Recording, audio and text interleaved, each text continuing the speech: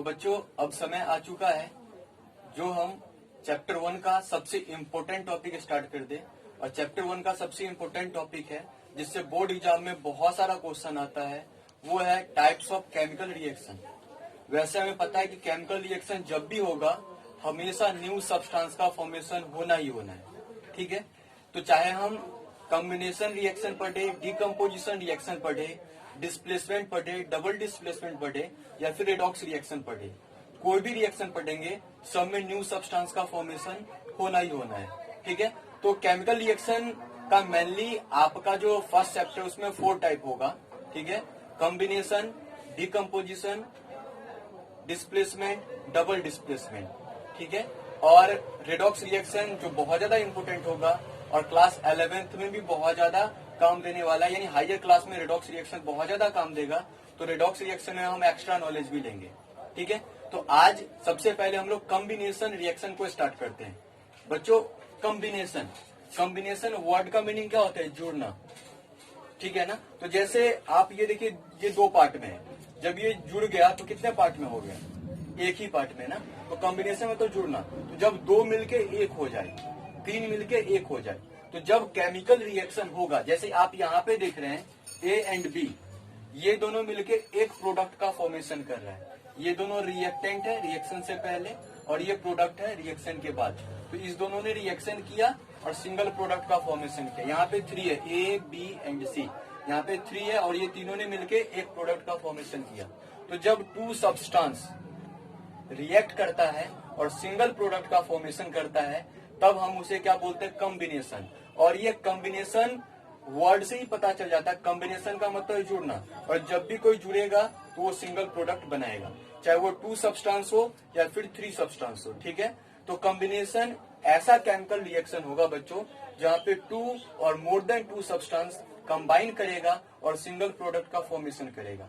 एक बात आप याद रखिए कि जब भी कोई भी केमिकल रिएक्शन होता है तो वहां पे जो पुराना बॉन्ड होता है ना, केमिकल बॉन्ड, वो टूट जाता है और नया बॉन्ड बनता है। जैसे देखिए यहाँ पे सोडियम एटम के बीच में बॉन्ड था, ऑक्सीजन एटम के बीच में बॉन्ड था, लेकिन अब किसका फॉर्मेशन हो रहा है? सोडियम ऑक्साइड का फॉर्मेशन हो रहा है। तो सोडियम ऑक्साइड का जो फॉर्मेशन हो रहा है, तो यहाँ पे सोडियम ऑक्सीजन साथ साथ है, तो सोडियम और ऑक्सीजन एटम के बीच कोई ना कोई अट्रैक्शन फोर्स होगा ना, कोई ना कोई अट्रैक्शन फोर्स होगा जो सोडियम और ऑक्सीजन को एक साथ कर रखा है, ठीक है ना। तो वही अट्रैक्शन फोर्स यहाँ पे नया सा बन रहा है। तो जब भी केमिकल रिएक्शन होगा बच्चों तो वहां पे जो होगा ना, पुराना बॉन्ड ब्रेक डाउन होगा, वो टूटेगा और नया बॉन्ड का फॉर्मेशन होगा। जैसे यहाँ पे मैग्नीशियम ऑक्साइड के बीच नए बॉन्ड का फॉर्मेशन हो रहा है, यहाँ पे सल्फर ट्राइऑक्साइड, यहाँ पे कार्बन डाइऑक्साइड, पहले कार्बन डाइऑक्साइड नहीं था, अब यहाँ पे कार्बन ऑक्सीजन के बीच कार्बन डाइऑक्साइड में एक नया बॉन्ड का फॉर्मेशन हो रहा है। तो जब कभी भी केमिकल रिएक्शन होगा ना बच्चों, जब कभी भी केमिकल रिएक्शन होगा,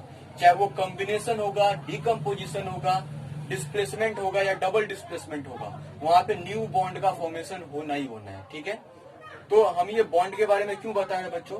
क्योंकि इसलिए बता रहे हैं क्योंकि जितने भी कॉम्बिनेशन रिएक्शन होते हैं ना, वहां पे जो बॉन्ड ब्रेक होता है ना, बॉन्ड ब्रेक होने के बाद न्यू बॉन्ड का फॉर्मेशन होता है, जिसके रीजन से एनर्जी बहुत ज्यादा रिलीज होता है, ठीक है। और आपको हम पहले ही बता चुके हैं, जिस रिएक्शन में एनर्जी रिलीज होता है ना उसे एक्सोथर्मिक रिएक्शन बोलते हैं।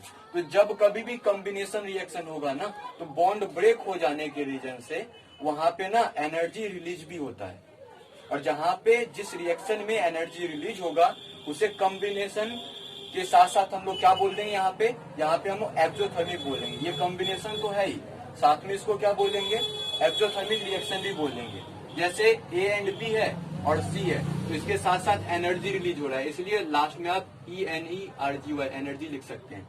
यहाँ पे ए बी सी तीनों ने कंबाइन किया, बॉन्ड इसका ब्रेक हुआ, जिसके रीजन से वो जो बॉन्ड के बीच में जो एनर्जी था ना, जिसको बॉन्ड एनर्जी बोलते हैं, वही बॉन्ड एनर्जी यहाँ पे एनर्जी के फॉर्म में रिलीज होता है। और ये एनर्जी ना लाइट के फॉर्म में भी हो सकता है, हीट के फॉर्म में भी हो सकता है और साउंड के फॉर्म में भी हो सकता है। यानी हीट एनर्जी के भी फॉर्म में हो सकता है, लाइट एनर्जी के फॉर्म में भी और साउंड के फॉर्म में भी हो सकता है, ठीक है।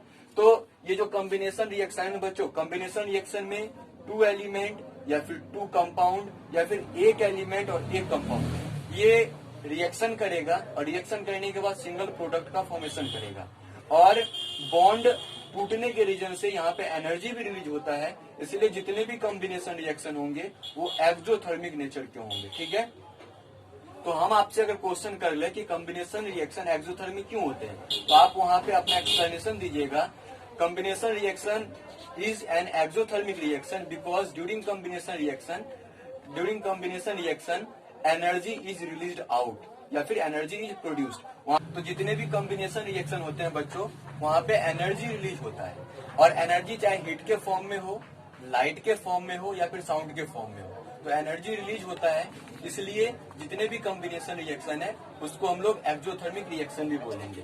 तो एक्सोथर्मिक रिएक्शन बोलेंगे। अब यहाँ पे कॉम्बिनेशन रिएक्शन के 3 टाइप होते हैं।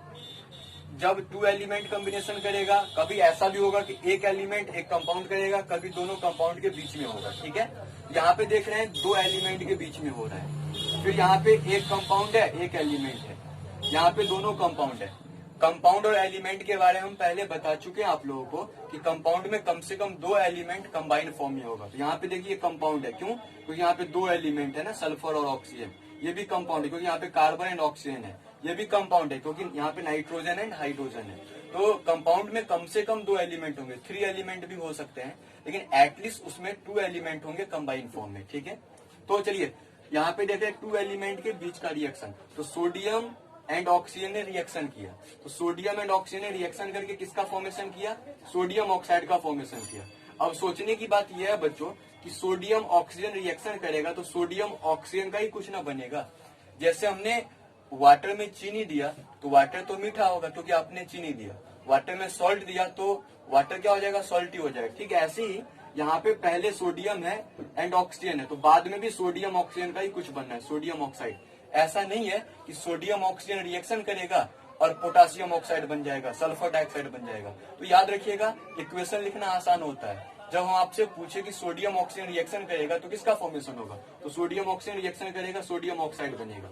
मैग्नीशियम ऑक्सीजन रिएक्शन करेगा, मैग्नीशियम ऑक्साइड बनेगा। हाइड्रोजन ऑक्सीजन रिएक्शन करेगा, हाइड्रोजन का ऑक्साइड बनेगा, वाटर। सल्फर ऑक्सीजन रिएक्शन करेगा, सल्फर का ऑक्साइड बनेगा। ठीक है ना, तो यहाँ पे जब 2 एलिमेंट रिएक्शन करेगा और सिंगल प्रोडक्ट बनाएगा, तो जब सिंगल प्रोडक्ट बने तो उसको कॉम्बिनेशन बोलते हैं। अब एक एलिमेंट और एक कंपाउंड के बीच देख रहे हैं, तो यहाँ पे भी एक कंपाउंड और एक एलिमेंट रिएक्शन करके सिंगल प्रोडक्ट बना रहा है। तो जब सिंगल प्रोडक्ट बनेगा तो उसे क्या बोलते हैं? Combination reaction. ठीक है, और यहाँ पे आप देख रहे हैं जब भी कॉम्बिनेशन होगा तो एनर्जी रिलीज होगा, तो बाद में प्लस एनर्जी दे सकते हैं। ठीक है, ऐसा भी होता है प्लस एनर्जी इधर ना देके इधर माइनस एनर्जी होता है, क्योंकि प्लस इधर आएगा तो माइनस एनर्जी हो जाएगा। तो अगर हम ऐसे लिख दें A plus B minus energy, ठीक है, और इधर C लिख दे, तो ये भी कॉम्बिनेशन रिएक्शन का ही टाइप है, और ये भी एक्सोथर्मिक, क्योंकि इधर से प्लस इधर माइनस एनर्जी में आ चुका है। ठीक है, अब आप यहाँ पे देख रहे हैं सल्फर ऑक्साइड और ऑक्सीजन सल्फर ट्राइऑक्साइड बना रहा है। ठीक है, बाद में हम बता देंगे आप कैसे याद रखेंगे कि कौन सा प्रोडक्ट बन रहा है। अभी बस याद रखिए कि कभी भी अगर 2 सब्सटेंस रिएक्ट करता है और सिंगल प्रोडक्ट बनाता है, दैट इज कॉम्बिनेशन। यहाँ पे देख रहे हैं दो कंपाउंड रिएक्शन कर रहा है, सिंगल प्रोडक्ट बना है। यहाँ पे भी 2 कंपाउंड रिएक्शन कर रहा है और सिंगल प्रोडक्ट का फॉर्मेशन कर रहा है, और बाद में आप एनर्जी दे लेंगे क्योंकि ये एक्सोथर्मिक होता है, तो बाद में प्लस एनर्जी देना जरूरी है। एक बात आप याद रखिए हमेशा, जैसे नाइट्रोजन है तो नाइट्रोजन का ही बन रहा है, हाइड्रोजन का है तो हाइड्रोजन से ही कुछ बन रहा है, क्लोरीन है तो क्लोरीन का ही कुछ बन रहा है। तो केमिकल इक्वेशन लिखना आसान होता है। तो यहाँ पे कोई डाउट नहीं होगा कि यहाँ पे सल्फर भी आ सकता है, सल्फर तो है नहीं पहले, तो बाद में सल्फर भी नहीं आएगा। तो केमिकल इक्वेशन लिखना भी आसान होता है। एक बात बस माइंड में रख लीजिए कि जो रिएक्शन से पहले होगा, यानी जो रिएक्टेंट में होगा, उसी से प्रोडक्ट में बनना है। ठीक है, तो अभी तक हमने कॉम्बिनेशन रिएक्शन के बारे में बताया और कॉम्बिनेशन रिएक्शन का 3 टाइप बताया। ठीक है, आप इसे बढ़िया से नोट कर लीजिए। ठीक है, और लास्ट लेक्चर में जो हमने आप लोगों को बताया था केमिकल इक्वेशन को बैलेंस करने वाला, तो उस अनबैलेंस केमिकल इक्वेशन को लिख के आप फिर से बैलेंस कर सकते हैं।